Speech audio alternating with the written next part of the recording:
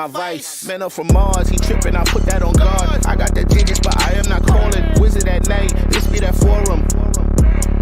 I'm shooting stack with that. Sunshine after that. Shooting stack with that. Sunshine after that. So yeah, you know, I had a conversation with her, but it's like the signals is always crossed. I mean, like, I say yes, cause she asked me to say yes. And then she's like, I didn't want you to say yes. I wanted you to understood that a yes was required to answer the question. I was like, what?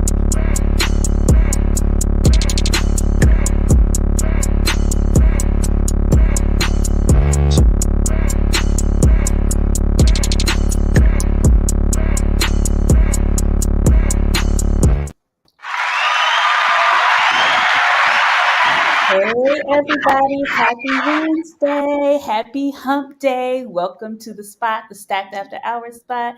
I am your host, Natalie Cosby, and welcome to the show for grown folks talk. Tonight we are back doing what we did last week, talking to the ladies about their health and how they are moving at this age and what they need to do for 2023. What are they doing? What's working? What are some of the things they want to do? And then just inform us. So it should be a really interesting conversation. We have two health professionals and some beautiful women of all ages on the panel. So y'all get ready, get your cocktails, get those fingertips loose because we want to hear your questions and comments in the chat on tonight's show. And here at SI, we keep it what? Lit and enlightening. So let's get into it. Where is my sunshine? Fairy dust. Oh, I love that. I love the fairy dust. You love the Good fairy night, dust? everyone. I love it, Hello, of hello, course. hello. So, Sunshine, last week we were talking Yes. to the brothers about Uh-huh. their health thing. And so this time we are talking about what we want to improve on, our, I'm going to just call it our ailments, but our challenges, but also the things that we've discovered about ourselves that, makes us live a better, hopefully a healthier life. So, what are some of the things that you Yeah. discovered? Let's just kind of what did you discover about yourself over this last year in your whole health journey? Well, things that I've known before, gotta eat better, drink more water, gotta keep it moving in order for us to feel better. And once you start doing that, I mean, I joined this training program that was working really well for me. Of course, because I had to travel, I had to stop it for a little bit. But that's something that I definitely will continue working on. And I remember before I started working out and the pandemic came, of course, I became a little bit sedentary during the pandemic. And then my knee started to take this thing where if I sat down too long or if I stood up too long, it hurt. And from the time I just kind of started working out, I did lose about 20 pounds, but I need to lose a good, a couple more pounds, of course. But outside of the pounds, the being active and continuously active and consistent has helped me within the past couple of years. And of course, age as well that is a factor that is inevitable in all of us. Yeah. So once we see that age start piling up, we need to just think about what we're putting in our bodies and how we're moving. Yeah, I got this email the other day about they're looking for a body positive woman, plus size woman. And I'm always about being on a show talking about being body positive and in the Okay, age okay. of the immersion of the full figured plus size woman. Mhm, I'm mhm. like I'm also I want to have a conversation, especially tonight, about body awareness. Like how you said, because of weight, you start to feel things in your knees.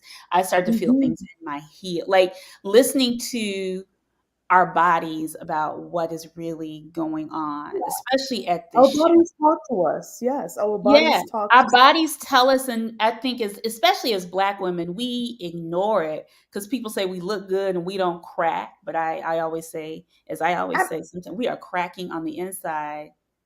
and is it fair to say that because we understand the struggle that we feel that stress and that extra pain and we just kind of work through it and just ignore it, and Yeah, we should listen to our bodies more. we should. And like I said, Yeah. I'm all about embracing your body and who you are, whether you are one like 120, 150. You got to be where you are presently, but you got to also listen to what your body is telling you. And Absolutely. sometimes we ignore, we'll be like, oh, girl, that's nothing. I'm strong. And I think we get Yeah, this myth like Black women are strong, so da da da da. And then you realize like we have high blood pressure, we have diabetes, we have, yeah. especially during menopause, you start feeling pain. And I'm feeling pain in places I've never felt before. So, And I'm so like, I'm glad yeah, you actually brought up menopause because I, as you know, have been trying to figure out if I could start that. And I don't know why I'm ready to start. girl, let me tell you, know what? It's a gift and a curse. And we have an OBGYN on who I'm going to introduce in a minute. But I think the thing is it's just like it's a gift and a curse because you're just like, yeah, I don't have it. But then you got other shit that you ain't never had before cuz your But hormones are just crazy. like right now I'm very like at the end of the month. If I cry, I sit back and I'm like, oh shoot, my period is probably gonna come in the next day or two, and surely enough, it's here. I get emotional. I My period is not doing anything. I'm not like I'm gonna get pregnant or something like that. So it's for me, it's just like why every month I gotta sit out 5 days and go through the pain and the suffering, and it's not doing anything for me. The other thing is I realized recently is that I don't get hot flashes, but I wake up and the bed is wet, like my from head to toe. Like like it's obvious that my body was sweating in the middle of the night somewhere. So I wake up and the pillow is wet, and I'm like, well, what the hell is going on? That's not every night, but there's sometimes it happens. So more than likely, I am probably going through that whole Yeah. premenopausal Yeah. time. Yeah, I mean, I think there's a lot of things like that we can't stop. But I think with the Black women, especially at Right. our ages, just things we miss from, our pap smear to getting our annual, Breast, breast exam. yeah, Like, oh, and the breast, yes. and we'll talk to some people who have gone through that and kind of let things slip and then other things happen. So let's go Right. ahead and introduce our panel because I really want to get into this conversation because we have we Yeah, have some heavy hitters to kind of talk about it. So absolutely. Montaigne, bring them in.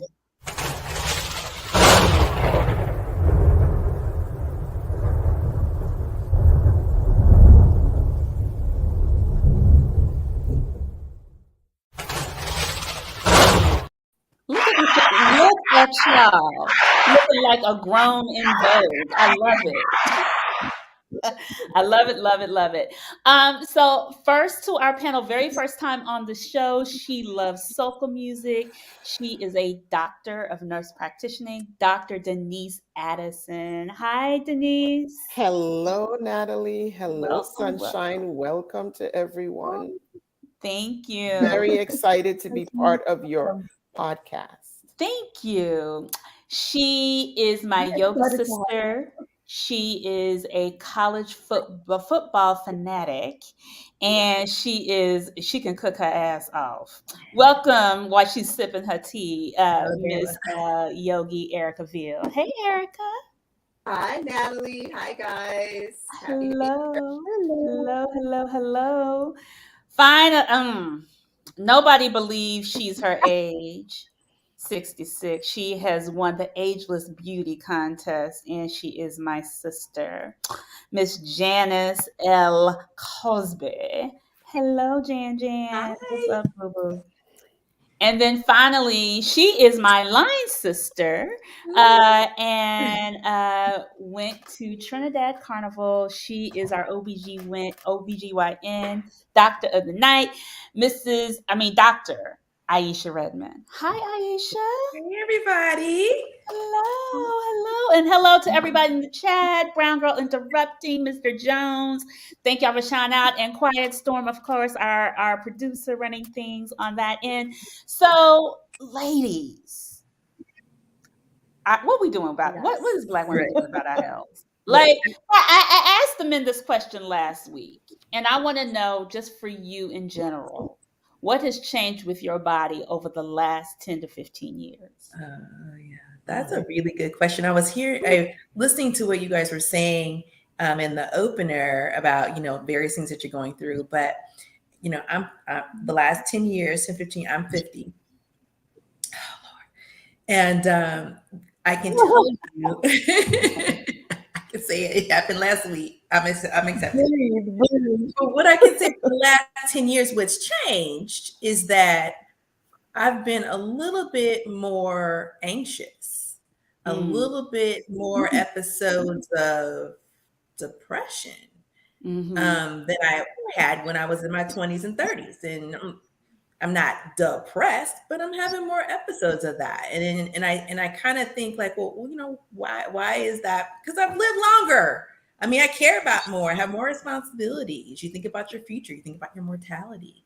You think about stressors. You had mentioned, stress, like, with work or stress, just being Black walking around, in the community.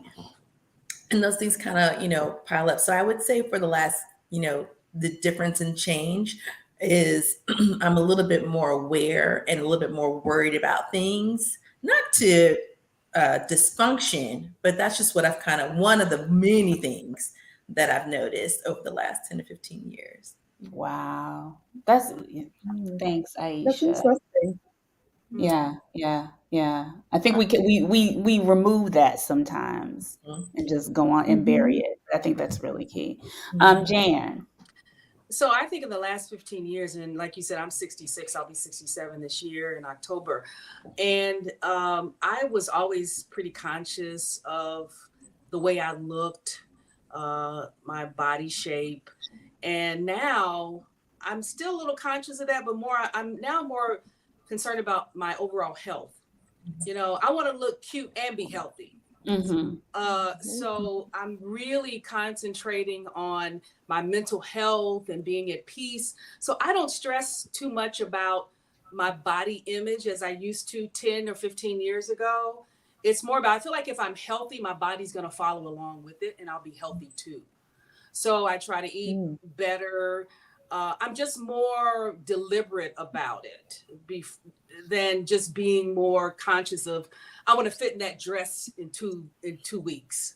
It's more about just being healthy, because I really feel like if I eat well and I'm exercising, and then the other thing, I feel better.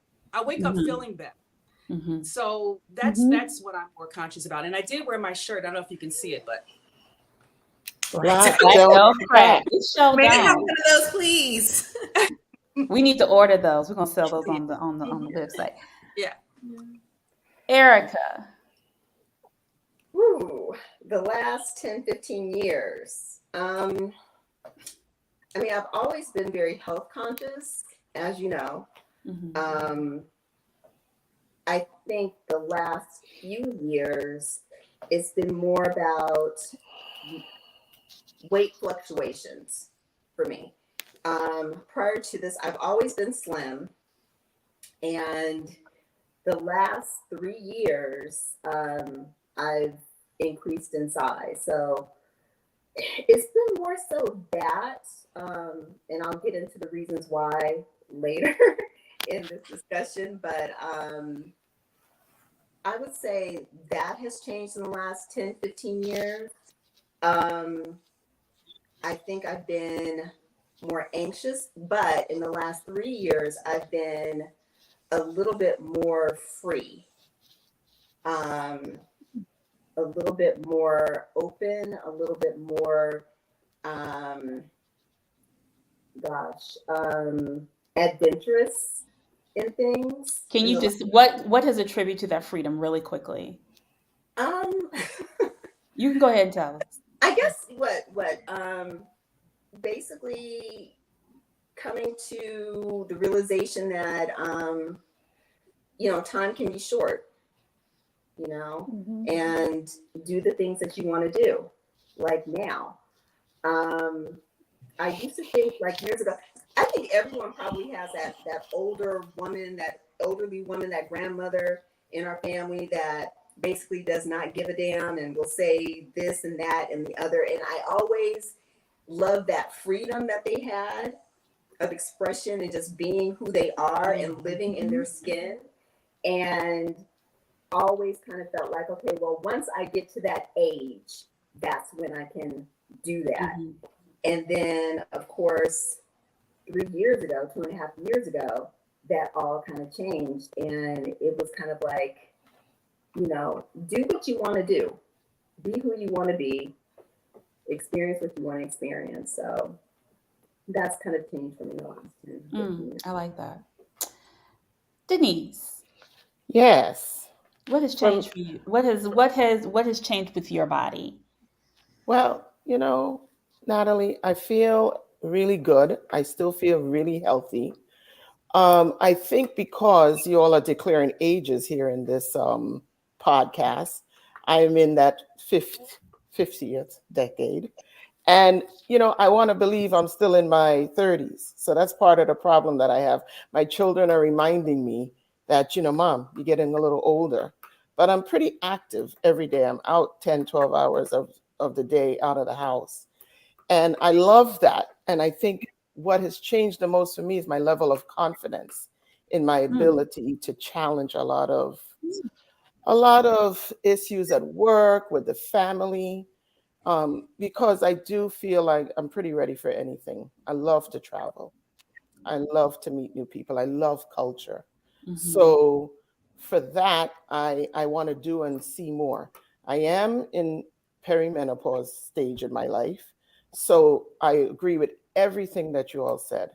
I think it's important to pay attention to your health, to meet your annual appointments, but staying connected to the people that you love and being true to yourself and confident when you step into the workforce, into your life, with anyone that you're interacting with, is what has really increased for me over the years. Okay. Okay.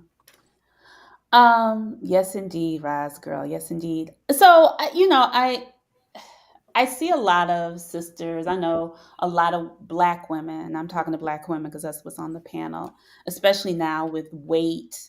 And I'm not going to say weight is the root of a lot of stuff, but I feel like it contributes to a lot. Just our whole lifestyle as Black people, as Black women, Mhm. contributes to the certain things that we suffer from, ignore, and so on and so forth. So Aisha and Denyse, and it's even some of the ladies. I mean, Janice and Erica, you can speak to this. But what are some of the things that you just see that either friends or family or even you have just ignored, and you constantly see that people, that sisters, Black women are being challenged on, or women in general, but especially us? And is it a resource issue? Is it just a education issue? Yeah. Is it just like, I'll deal with it later, procrastinate? I'm always curious I because I think know I'm a procrastinator Yeah. I, when it I, comes to going to the doctor. I don't like doing it, but I know I have to, especially now. I think it's both. It's a resource and education issue. We as Black women historically have felt that we didn't have the access to appropriate, credible um, practitioners. I mean, it's really nice to see Dr. Redmond. How many Black women get to see Dr. Redmond when they step out of their homes? They may see a white female counterpart or a white male counterpart. For me, I was lucky to have an OBGYN that kept it real with me, and he was African American. But when you step into the walls of the hospital or a doctor's office, you better come prepared with your list of questions. Because when you walk away, you may not have asked that important question about, ovarian cyst or fibroids. It's major in our ethnic community. It's really important to ask those questions, because even for me, I've seen my obstetrician for well over 40 years. And did I really know I had that many fibroids? So when your doctor tells you that you have fibroids or ovarian cysts, dig deep and ask how many, what's going to happen to me? Do I need surgery? What's going on? Why do I have them? That's the kind of questions I think is important for us to know. Yeah. So I'm going to piggyback a little bit on what Denyse said, and I'm going to add something to that. So, going to the doctor once a year is not quite enough, in my perspective. But we have this healthcare system that says like, oh, you get one well visit a year, and people say, well, I don't want to have a GYN visit. I don't want to have a pelvic exam. I'm embarrassed. It's uncomfortable. I don't want to talk about this stuff. And even not even GYN stuff, just overall wellness. A lot of women, we talked about weight. So, some women, your whole life, you've had weight struggles. Some women, you may have been thin and then you gain weight, or vice versa. You got pregnant, you couldn't lose the weight. But weight is a big factor that we really shouldn't put our heads in the sand around. Definitely not body shaming anyone, but we have to accept it, and we have to be okay with understanding it's not what the scale says, it's your level of fitness. It's your level of what you're putting. Someone mentioned like what you're putting in your body, because in our community, the number 3 things that are going to kill Black women are heart disease, breast issues, breast cancer, breast issues, and diabetes, and hypertension, right? And so all 4 are related to our weight, not the breast cancer, maybe some genetics, but it's our weight. And so not to body shame anyone, and not to say no one should be proud of how you look, but it's about accept it, and then say, okay, am I physically moving as much as I need to get my heart rate pumping and be fit? Am I eating a well-rounded diet? You don't have to be keto or vegan, or you can eat regular food that you grew up with. Is this, how much am I eating? Am I getting my vegetables? Am I, intermittent fasting? Do I have pre-diabetes risk? Maybe I shouldn't drink, venti macchiatos every other day. So there's just a lot of there's a nice little middle ground. You don't have to be extreme, and you don't have to be ashamed if you want to be a lighter weight. It's okay to accept it, but just start thinking of things that you can do to be more physically fit and put nutritious food in your body, and really truly that weight will go down. Yeah, definitely. Yeah. Could I ask a quick question, to Redmond? In your practice, and Dr. Addison as well too, in your practice and in your everyday life, when people are visiting you guys, what percentage of the Black women are in this category of overweight? Is it the majority of the 75%. Black women? Wow. I live in Georgia. 75. Wow. I live in Georgia. I work for this company called Kaiser Permanente. You don't have it in New York, but it's in Georgia. And so we have 350,000. I take care of 350,000 potential people, and 77% of them are considered to be overweight or obese. And that's just the Southeast. That's where I am. And those, you said that's Black women in general?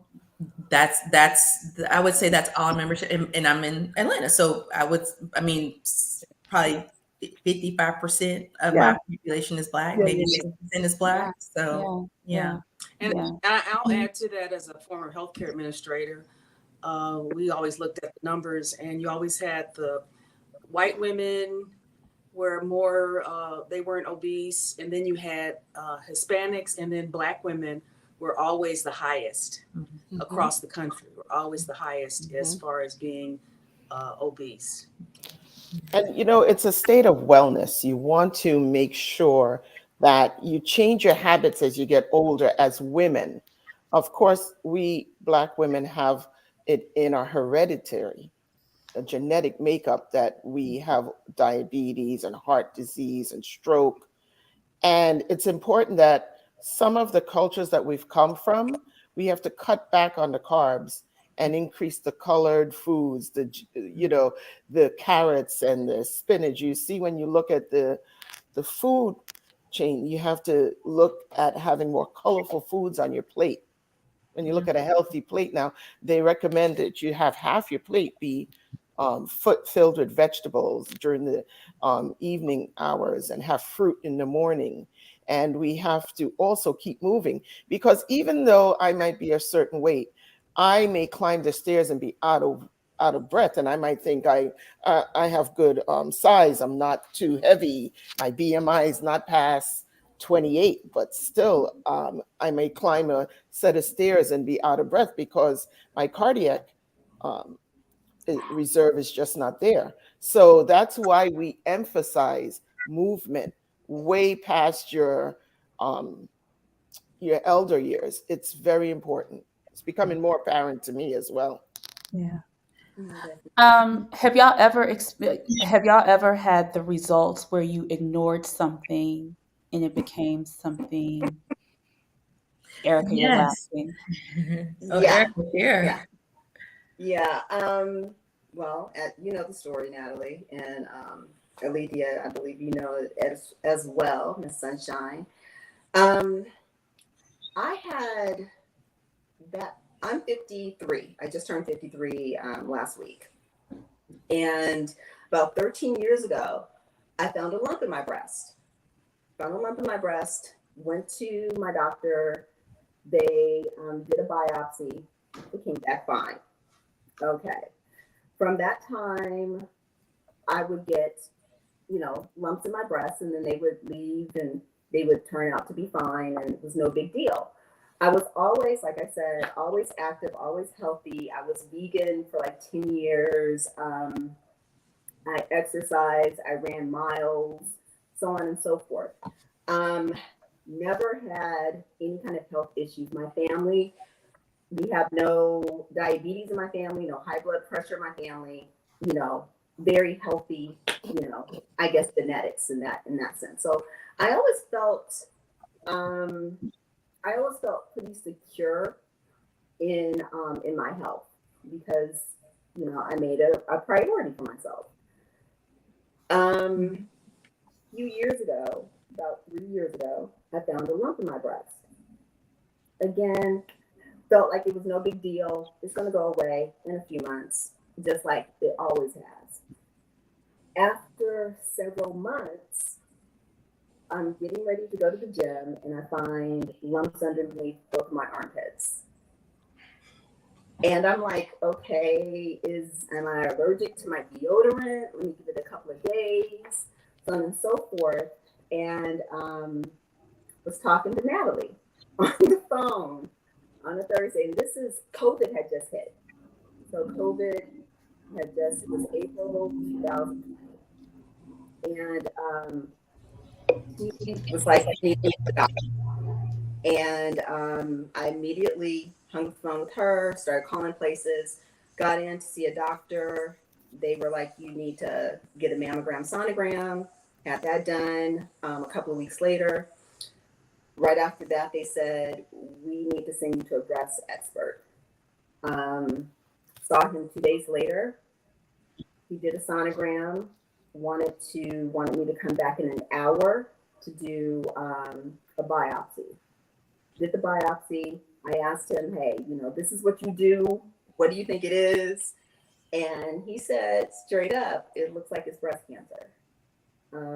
It looks like it's advanced because you have a lump in your right breast, but you don't have a lump in your left breast, and you have a lump in your lymph nodes in your left armpit. So it looks like it may have traveled. But, let's wait to get the results back. A few days later, they called and I could hear it in the nurse's voice. I could hear it in the doctor's voice. And he said, "You have breast cancer." He was like, "But the lumps underneath your armpits aren't breast cancer. It's non-Hodgkin's lymphoma. So you actually have two different types of cancer." Wow. What was kind of hard for me is, immediately it was like going to doctor's appointments and getting this test done and this test done. And you're filling out these forms and it's asking you about your health. Do you smoke? No. Do you drink? No. Do you exercise? Yes. How often do you exercise? Do you drink? So according to the questionnaire, I should be fine. Yeah. Yeah. I should be fine. And it really didn't hit me that I had cancer until I had to go see the oncologist for the first time. And because it was in the midst of COVID, the only people allowed in the cancer center were those that had cancer or their caregivers. And so I'm sitting there and I'm looking around and I'm just like, wow, all these people have cancer. And then it was like, excuse my language, bitch, you have cancer. And that's when it hit me that I had cancer. One of the things that I will say, because of the fact that I did make my health a priority in terms of, working out and what I ate and not smoking and not really drinking and that sort of thing, they were able to, I did the RTOP, like they they treated the non-Hodgkin's lymphoma first. And so if you're familiar with chemo drugs, basically RTOP is a very challenging chemo to do because it's actually 4 different chemo drugs that goes into your body. So I did 18 weeks of that and immediately went into chemo for the breast cancer and did 12 weeks of chemo for the breast cancer. But because of the fact that I was healthy, I was able to, do it with very little side effects. Very little side effects. I didn't have the nausea. I didn't have the mouth sores. I didn't have, a lot of the things that you typically associate with chemo. So, I did have the hair loss. So I did have that. I did have weight gain because they did put me on steroids during that time period. So Erica, I have a question though, because I know you're a yoga teacher, and just to kind of redirect, because I think the other thing is like, I know you were just like, girl, I'm not going, because, were you insured at the time? I was not insured. Right. So I think sometimes, that's why people delay even going to the doctor because of a lack of insurance. Exactly. And there are some states, I live in Georgia as well. I live in Atlanta.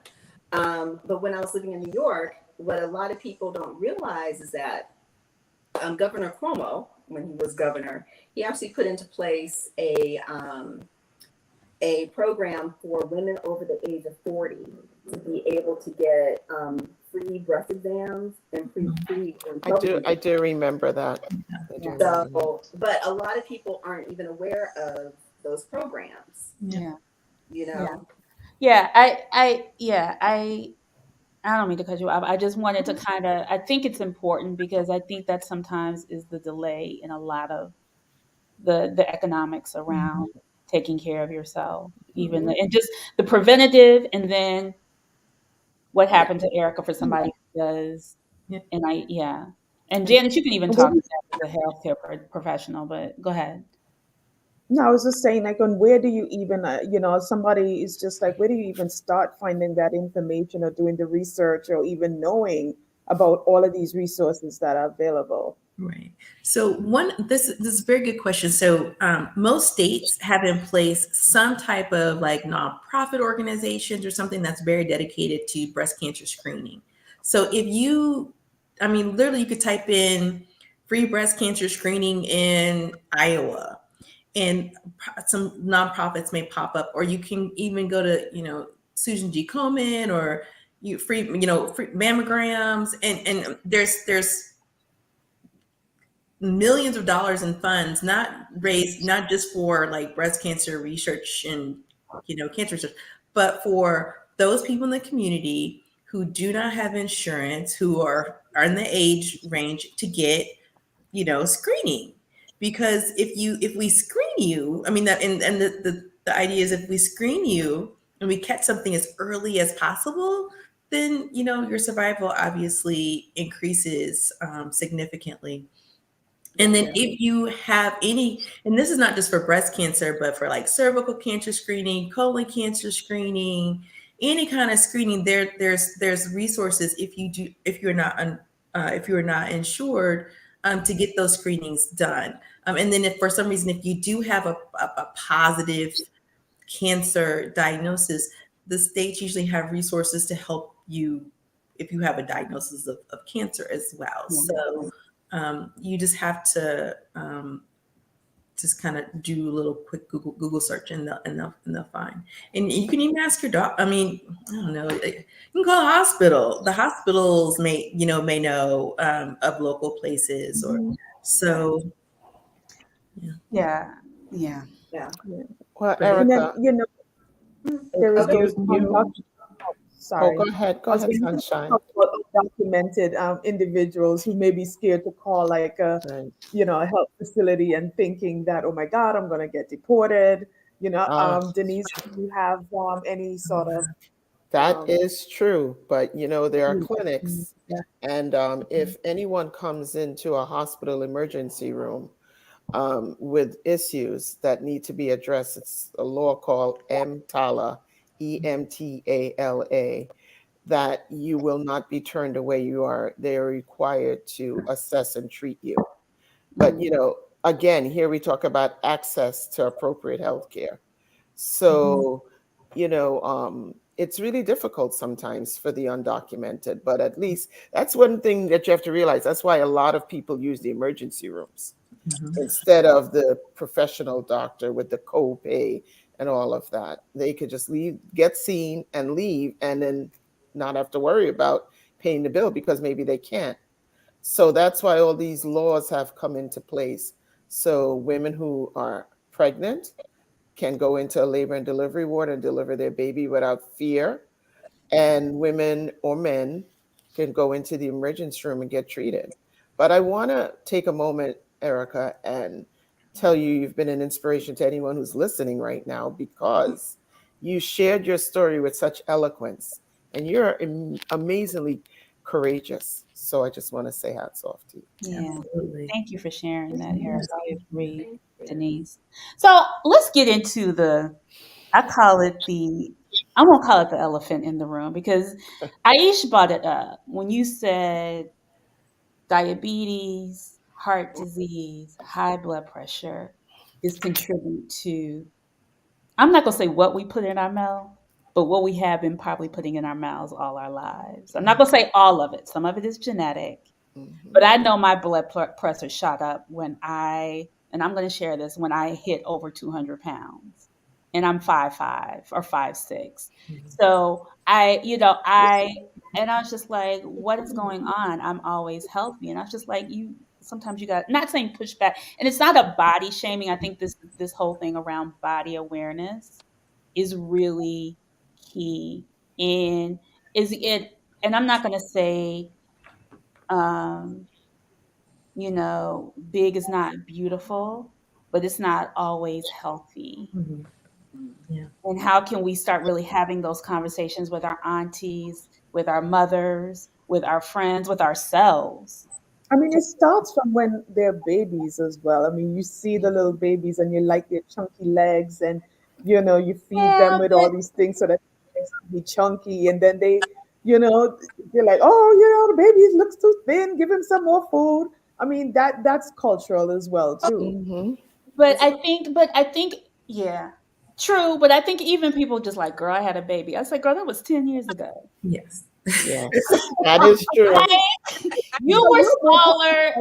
In denial. You're talking about people in denial. Right. That's what I'm not even talking about the chunky babies. I'm talking about grown ass women. Girl, you ain't been a baby since that was 35 years ago. Go ahead, Janice. I just I think it's very difficult to have real, honest, straightforward conversations about Black women in weight. Yes. I think it's such a sensitive issue, which just pains me because I want to be healthy, and I want all of my friends and my sisters and my nieces, my aunts to be healthy. And I think that we as Black women need to have an honest conversation with ourselves. We need to pull away from the table. Yeah. Mm-hmm. We eat too damn much. Mm-hmm. We eat the wrong things. And we get mad if someone says something to you about it. And it just bothers me because I want everyone to be healthy. I know when I eat too much. And here's the thing. What really disturbs me is that we want to exercise our way into good health.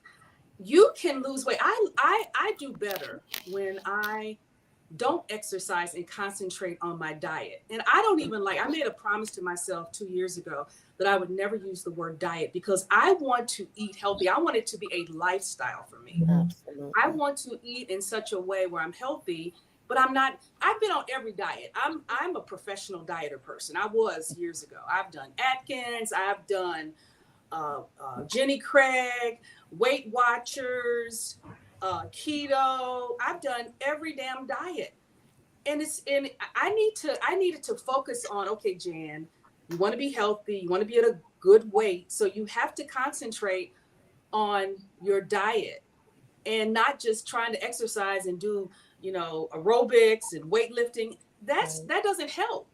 Right. We have to understand that what we put in our mouths affects everything about us. It affects our mental health. It affects everything about us. And as Black women, we don't want to talk about that. We don't want to talk about. We don't even challenge each other about it. We don't even discuss it with each other. Well, We don't this discuss is true. openly and honestly with each other. Yep. And I think that we need to really focus on that because we're killing ourselves. We are killing ourselves slowly with a fork every day. And we can talk about it. We can say that it starts as children, but look at us now. Look at us. We're morbidly obese. We're obese. And Roz girl said true. I just want to have a lifestyle. I do right now intermittent fasting. Yeah. I concentrate on that. I think it really, really works. I don't eat as many meals, even if we just eat. I think we eat too many. We eat too much. And so I just think that we need to have that honest conversation. Because as we get older, our body just stores the fat, and the cortisol levels go off. We can't burn it. And then, one thing we have to do is support one another because we're all going through it in some way, shape, or form. And cultural background plays a little bit, no, not a little bit, a lot into it. So what we have to do is and I see it, because don't forget, we have the Lizzos and we have so many other celebrities out there who are saying, don't body shame us. But at the same time, it's about wellness. It's about mental health. And it's look in the mirror and are you happy with what you see? If you're not happy with what you see, do something about it, right? Mm-hmm. So we also have to share that with our loved ones because, I have some family members that have gone through fluctuations in weight or have had gastric bypass surgery. The surgery is not working. It's all about what's going on here in your head. So when you look in the mirror, you got to love yourself. Yeah, but also what you I know there was a personal trainer at the gym that I signed up for, and I remembered all the ladies were coming and they were working out and they were hurting themselves, and he's like, I don't care how much you guys work out, what you eat is what is 75% of Correct. you're gonna lose. And you know so what? You can work out from here to tomorrow. I work with a lot of orthopedic doctors, women who needed knee replacements and hip replacements. And the one thing, if you go to any of those classes before you have to have those types of surgeries, the doctors want you to lose weight because you're putting pressure on those bones, and they want you to lose weight. And it makes a difference the older you get, and the body was not meant to carry all of that weight. And one of the sorry, Dr. Redmond, I just wanted to add that eating is psychological. So that's why when women or men go for these surgeries, when you've had the surgery, you also have to have that mentality to know that you cannot do what you've done before, and you have to pivot and change your habits. And I have to add this because you're totally right, because a lot of women, they want to have liposuction, and if you have liposuction and you don't change your diet, that's your money. going to shift and go someplace else. It's gonna go right back through. You may have had a small waist all your life, but you want to suck it out of your thighs. Guess what? It's not working. That's a shift to your waist, that small waist that you had. So if you don't change your habit, if you don't change that diet, what was the sense of having the liposuction? Right. One of the strategies that the healthcare industry is trying to do is to target kids and teach them how to eat properly as children, adolescents, because when you kind of go through, puberty, you gotta get a little boobs, you get a little butt, and you're like, oh, she thinks she's cute and whatever. And you don't really, your food is coming from your parents, one. So if your parents don't know how to feed you correctly or buy the right groceries, that's one thing. The second thing is that, kids, they want junk food. They get soda. They want fries. They are picky eaters, right? I don't know, very few teenagers say like, I'll take some quinoa and some broccoli, and they want Chick-fil-A. Like they want Chick-fil-A every day. And so that's when we start gaining that weight, right? We start as in high school, we start kind of picking it up, and you can probably carry it because you still got that metabolism that can still burn it. But one thing you brought up, Denyse, is something called insulin resistance. Yes. And that is significantly high in our community. That's why diabetes is so high. Right. And what happens is that there's, in many women, not all women, but in many women, there's a particular weight that your height says is too much. And your insulin is a hormone. It goes around and knocks on all the doors in the body and says, hey, open up. I got some glucose for you to use. And your body, when it becomes resistance, is like, I'm not trying to hear you. And so insulin has to work a lot harder. Right. So insulin, the body, when it sees insulin, it's just like, oh, we got a whole lot of insulin around. That means we're well fed. We're well fed. We're going to store everything as fat. Yeah. Right? So once you get to that weight and then you get insulin resistance, you just keep gaining. And you can say like, I'm going to cut back. I'm going to exercise a little bit. And you don't really see any changes. You just keep gaining. And so you have to be aware that insulin resistance exists.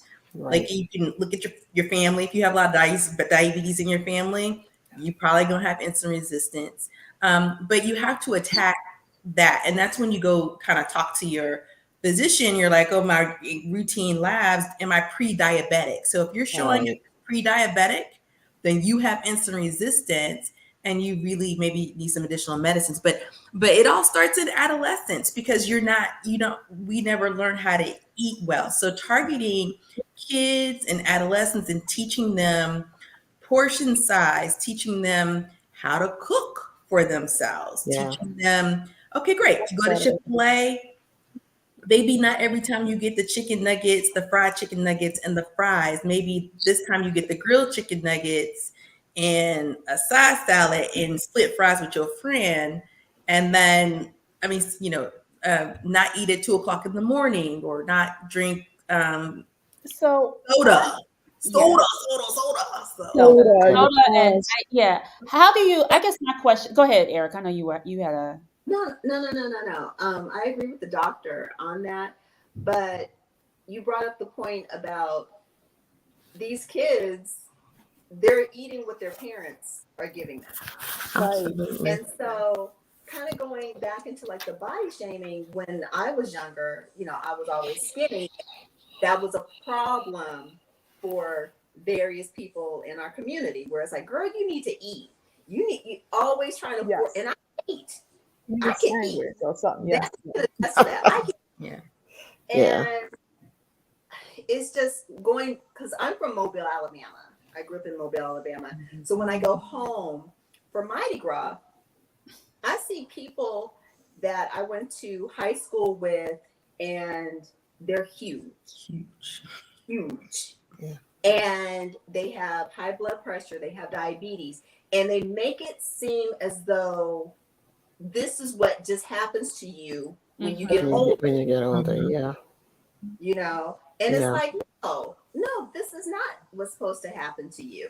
Yeah. We're doing the same things that our grandparents, I can't even say that our grandparents could, because when I talked to my mother about what she ate growing up, according to her, because my grandparents had a garden, they ate what they cooked in the garden. They would have meat like maybe once a month for the most part. They would have seafood a lot because, lived on the bay, so they would go fishing. But, once the generation started to come into money, food was symbolic of having something, having steak, having ribs, having all of these things that you don't have to have them every day. You know what, Erica? I think that's so key. When I come home to my mother's house, there's so much, and Janice can speak to this. She goes to Sam's and goes crazy because the family is coming home. And I think about, Black women, we plan like what we gonna eat. I'm like, girl, it is tomorrow. Can we just like enjoy the moment? What are we gonna eat? What are we cooking? Oh, you want ribs? Oh, you want such and such? It's like it's a psychological, like, it's time for us to celebrate. Let's celebrate with food and just completely overindulge us. Now that doesn't happen all the time, but I think the question is just like, I agree. There are movements with children, but with women our age, how do we start to make that shift? Like, what are some of the things that we can start shifting even now? Like, I'm even going through that. Like, I'm intermittent fasting as well. But I have a good friend, and she called me because she knows I'm kind of into weight loss and being healthy and all that. And she called me and she said, Jan, I've got this event. I know, give me a trick. What do you do? And I told her about intermittent fasting. And her name is Terry Moon. She's a really good friend of mine in Detroit. And she came to visit me in Florida, and she had lost 20 pounds. I mean, I couldn't believe it. The girl looked great. She said, Jan, it was the easiest thing I ever did. I just lost it just like that. I just lost so much weight. But I just want to bring up one other thing about this weight thing and being healthy that we haven't talked about, because I know we don't have much time now. But I think when I'm 10 pounds, I need to lose 10 pounds right now. I'm preaching to myself, because I've been eating I haven't been eating well since the holidays, and I really need to get it off. And so when I get back, I'm in Louisville right now. And when I get back to Florida, I'm gonna start back. But when I'm healthy and I'm eating well, I feel vivacious. I feel sexy. I feel like my husband feels that I'm sexy. So there's that part of it too. That's the bonus part of this. Right. When you are feeling good, you're eating well, you're taking care of yourself. That part is good too. You're more self-confident. And I don't want to leave that part out too. No, I agree. I like that feeling, because we have so many body images. I think we try to play them off like it doesn't concern us, but I know it really does. It comes through other ways. The other thing, Janice, we don't talk about. You can tell by all the body sculpting and and all the things that we're trying to do to enhance our bodies to look the way that whatever is it at the time. But Natalie, if every woman remember when you when you kind of felt like you've lost a little weight and Mm-hmm. you've been eating well. I mean, you're just so confident. You got a little pep in your step. You're walking taller. It's a different energy, when we know that we're really taking care of ourselves. Yeah. And I just want to add, love your curves. Love everything about you. Just think about wellness every day, because we're all different size and shapes, and we're just women. We look in the mirror, there's always something we want to improve. Our hair, our lashes, our shape, Lashes. but That's I said that because Oh, it's big. It's big out there. It But is. Lord have just mercy. The caterpillars. Let me stop. but I just want to say, just work on yourself. It's daily. It's not just like It's a you daily said thing. before. It's It is. a It's not daily. one. It's daily.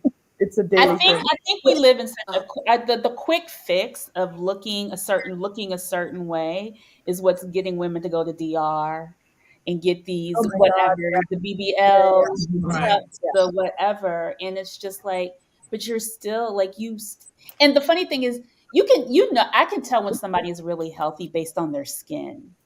Yes. Like their Yes. skin just it breathes just Mhm. like, oh, they drink water. It's just Right. glowy. Yeah. Right. And then you start to see like and you're right. They walk, they feel differently. I mean, they, but absolutely. We didn't even get, go ahead. Yeah. Yeah, I know. Because I see we have just a little bit more time coming up, and I know we had a few questions in the group that a lot of women were asking. Go ahead. And so I just wanted to pivot a little bit to those questions, if you don't mind. And so the first question really was mine, but I think we could talk about that after. But one question was, how certain is vaginal dryness after menopause? And is it 100% going to happen? No. Or, okay. No. And it can happen before you get to menopause. So, and I have, one of the things I ask all of my patients is I'm a very big proponent that you should be swinging from the chandeliers at 80. Your sex life should be as rich as you want it to be.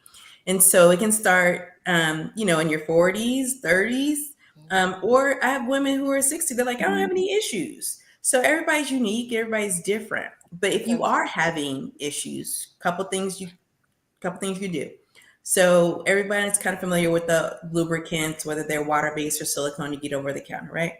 And then there's something called Replens, which is like a vaginal moisturizer. So if you're just walking around and you just feel like you're dry, not specifically with sex, you just feel like you're dry, you can use a little bit of that Replens. You can get that over the counter.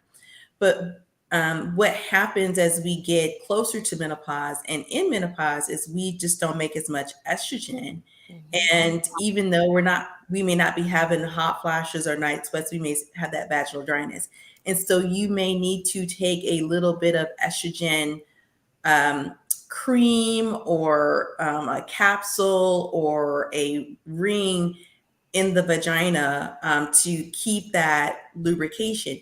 And what happens, not only do you get dry, the tissue is not as elastic. So you may feel like little micro tears at the opening with penetration, or you may wipe and you see blood after you have sex, just a little bit. And it's, can be a little bit alarming.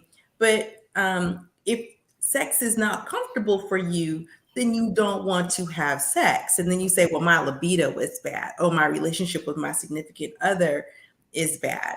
And it's a really easy kind of quick fix, just a little bit of estrogen, and everyone kind of has their personal opinion, what they think about hormone replacement therapy or not, or being holistic or natural, whatever. This isn't the hormonal replacement therapy that acts all over, that affects, mood or breast or anything like that. This is just vaginal estrogen. Your vagina needs it. It needs it. And so if you're having dryness, just go ahead. Don't be embarrassed to talk to your gynecologist about it, because they probably have that conversation 5 times a day with their other patients about it. So. The ring. And in that same question, they did talk about hormone replacement therapy and wondered if the benefits outweigh the risks. Right. So that's just kind of touched on that a little bit. So for menopausal symptoms, hot flashes, night sweats, sleep, I can fall asleep, but I wake up at 2 o'clock in the morning and I'm racing. I can't focus. I have like I swear I have adult onset ADD. I mean, you may have, again, libido issues, the vaginal dryness. You may have all of it, one of it. The whole point of treatment is addressing what your symptom is and what you're comfortable with doing. So there's herbal options, lots of, and I probably can write some of the herbal options in the chat that may help with hot flashes, night sweats. And some people are like, I don't want no hormones. I'm just going to do my herbs. Great. Wonderful. But if those herbs don't work and you sitting in your meetings and your hair is pouring down, you're waking, like sometimes you said you woke up in the middle of the night and your bed is wet, you can't sleep night after night after night, your quality of life is really bad. And so you may, need a little hormone replacement therapy just to have a decent baseline of functionality. And you may need it for a year, 5 years, 10 years. And really, truly, the risk is not significant when it comes to breast. It does not significantly increase your overall lifetime risk of breast cancer. Obviously, I always tell people about looking out for blood clots in their legs or arms anytime you take estrogen. So if you have a history of having a blood clot, you can't do it. But it's an individual decision, and it should be a joint decision with you and your provider to talk about what all options are to see if that's something for you. Because there's other things that you can do other than that. I know some people say it's like soy. Does soy really? Soy products, maca root, ashwagandha, all of those are really good. So, Doc, can I just add something? So I did, in your question, Sunshine, I did bioidenticals for a brief period of time where you rubbed it on your thigh and all that. My estrogen got too high. It got kind of crazy. So I got off of that, and it just made me crazy. It just wasn't, I don't know what happened, but my doctor suggested, she kind of begged me because I was having night sweat. I couldn't sleep. I couldn't think. I would be in meetings and I would just break out in a sweat. It was just so embarrassing. I would just water just pour down. And so I started a very, very, very low dose of Primpro. Very low dose. Yeah. And I'm not on it now, but this was years ago. But I would tell you, after 3 days, that thing changed my whole life. Yeah. Wow. I could sleep. I could think. I felt good. Everything. It just changed everything about my life. Just a very, very low dose of Primpro. I was on it for about 5 years. Changed my life. I need something. Yeah. Get a we can talk. I've been talking to people and I just break out in a sweat. I'm telling you that it'll change your life. Just a very low dose of Primpro. Try it. And usually, within the family, like the symptoms are kind of the same. So if your sister had it really bad, you may have it really bad. I'll send an email to somebody at 4 o'clock in the morning. They're like, "Why are you up?" I'm like, "Girl, I couldn't think. My mind was going." Yeah. And then some other people may like some other options. Like there's another good one is an antidepressant. And when Black women, when we hear antidepressant, we're like, I don't want that. Like, you're gonna tell me I'm depressed, even though you probably are a little bit, but still. But there's different. Medically, we use medicines that are for one purpose, have crossover, help for something else. And so some of the antidepressants can help with some of those symptoms too. There's another medicine called gabapentin we use for nerve pain, but that also helps with hot flashes. So just have a discussion. Don't suffer. Don't suck it up. We don't know how long it's gonna last. If some women have it 2 months and then some women have it 20 years. We just don't know, but have a good life. And it's important to have forums like this. You see, we're talking about it. It's important to these type of forums. And the funny thing with me is that in the middle of the day, I don't get hot flashes. It's just when I'm sleeping and I don't even realize it's happening. It's only when I get up to go to the bathroom and I come and lay back down, I realize that the pillow is wet. I was sweating, obviously. So that's weird. But Do we have one more time? You have Time one for more one more question and then one for a minute because we're really over time. We're gonna go to Okay. 9:40. We started One a more little question. late.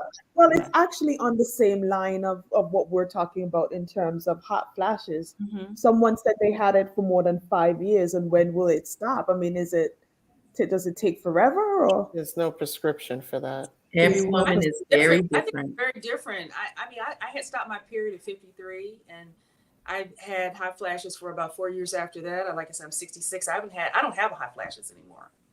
I guess I'm too old. I don't know. It's weird. It's Very weird. different. Erica, do you have anything after your whole? Well, I'm on Tamoxifen. tamoxifen, Yeah. so it actually puts me into menopause.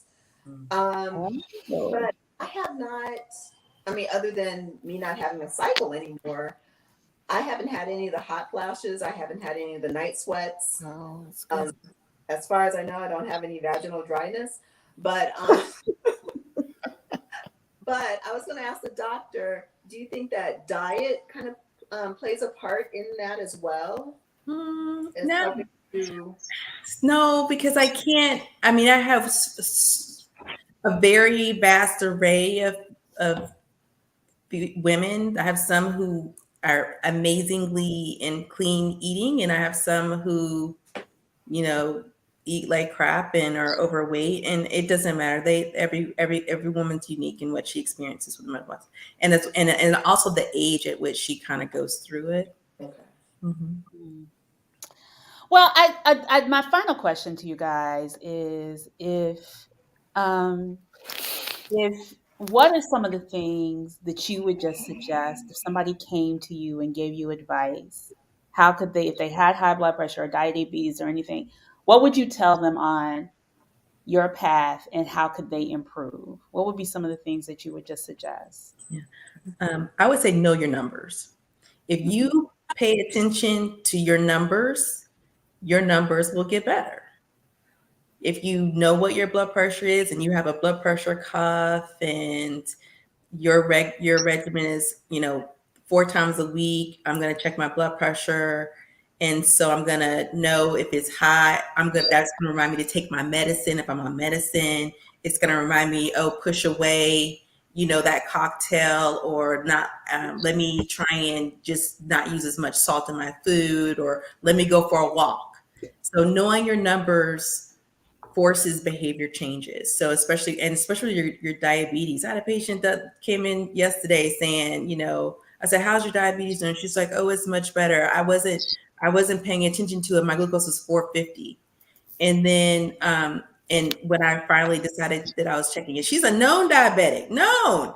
And she says, but I started paying attention to it. Now it's 150 after 2 weeks, but after 2 or 3 weeks, I got it under control. So it makes a big difference just to know your number, get a monitor, get a glucometer, get the Freestone, the Freestyle Libre thing, whatever. Just know what it is, because it'll change your behaviors and it'll make it better. Natalie, I echo and support everything that Dr. Redmond's saying. My spouse had a serious event, and he wasn't overweight or anything like that, but he had some serious issues with his hemoglobin A1C, which tells you you're going into diabetes. And knowing your numbers is critical, and keeping an important social network, keep moving, and keep your mental health in a positive state of mind is extremely important to me. So when it's time to connect with others, your loved ones, your friends, and what we're doing right now, I think that is really critical because it keeps you current as well. Yeah. Can I add I agree with what you both said. I would add one other thing, and is to add an accountability partner to your circle. I think that we have a tendency of socializing, being friends with people who are like us. Who you see people, if you walk down the street, it just amazes me. You see families the same size, you see friends the same size, it's just amazing. I think we need someone to challenge us. Yeah. I think we make it too easy. I think we need, if we really want to be the best that we can be, and find a person, just like in our job, we find a mentor, find somebody that you want to You want a healthy life. You want to, I think you can, that will help you too. If you challenge yourself that way, stop being comfortable with being comfortable. Yeah. Stop being comfortable with being comfortable. And I think that, again, challenge yourself. I say this often when I get out of line and I've eaten terribly, I always say I'm turning myself in. I got to turn myself into somebody because Jan, you're just messing up. And so, but I can't go to somebody who's just like me. I need to go to someone who can help me and can encourage me and challenge me. So yes. I think we as Black women need to have someone that will hold us accountable and help us to stick to our goals and our plans. Absolutely. Mm-hmm. Erica, you have the last word, babe. No. Yes. What would you tell someone?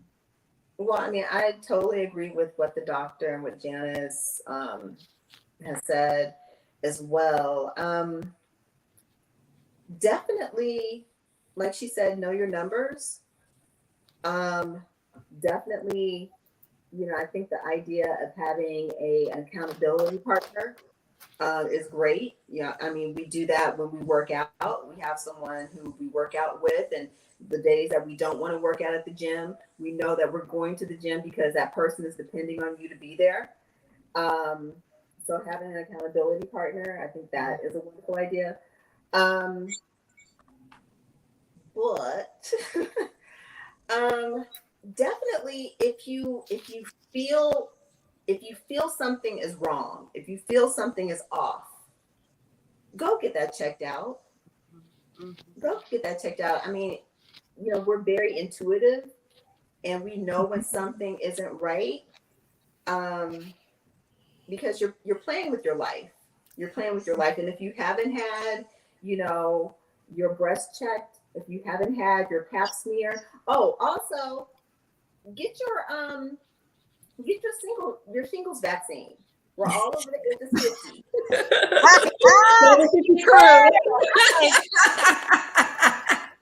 Thank you.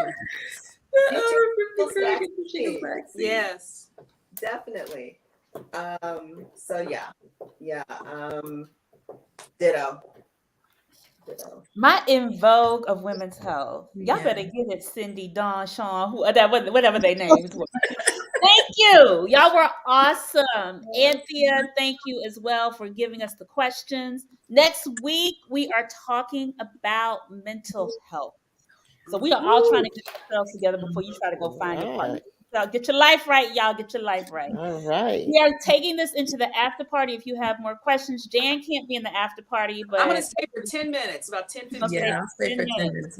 Well, coming to the after party, if you have questions for the ladies, and we're going to continue this conversation. I will see you guys next week. Be safe, and we keep it lit and enlightening. Take care, guys. Thank you, ladies. Thank you.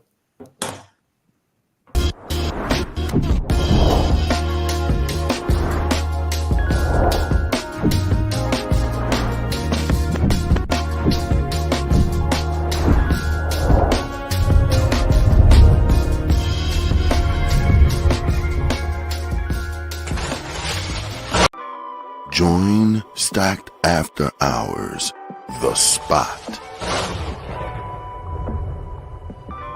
where grown men and women gather to have candid, also honest discussions about the state of life, love, and more. The Spot is a hybrid of in-person and weekly virtual gatherings.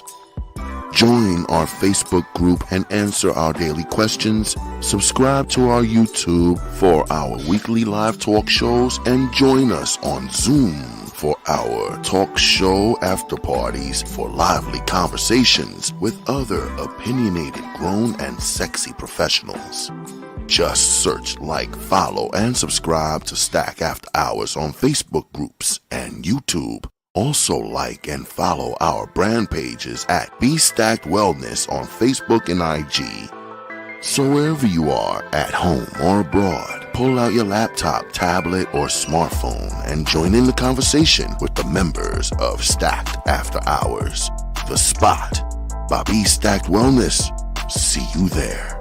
As you know, and if you are new to the Stacked family, we always keep our conversations lit and enlightening.